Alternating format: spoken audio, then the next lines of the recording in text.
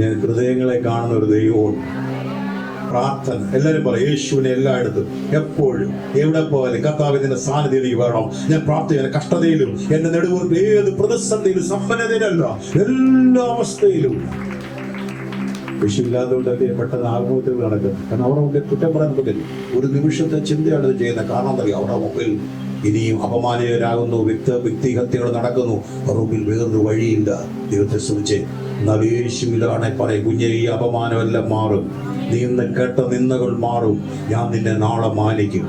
അത് കർത്താവിലാകുന്ന ഒരുത്തനെ അപ്രത്യാശ ലഭിക്കത്തുള്ളൂ. അല്ലാത്തവൻ ഈ വാതിൽ അട്ടയുമ്പോൾ അവൻ ഹാലലുയ അവൻ തന്നിട്ട് അല്ലെങ്കിൽ ജീവിതം അവസാനം ഇത് പറഞ്ഞുകൊണ്ടിരിക്കുമ്പോൾ തന്നെ പരിശുദ്ധാത്മ പറയുക, കേൾക്കുന്ന ജീവിതമേ നിനക്ക് ജീവൻ എടുക്കാൻ അധികാരമില്ല, ആത്മഹത്യ നിനക്ക് അനുവാദമില്ല, ദൈവത്തിന് മാത്രമേ ജീവൻ എടുക്കാൻ അധികാരമുണ്ട്. എന്താ പരിഹാരം അറിയോ?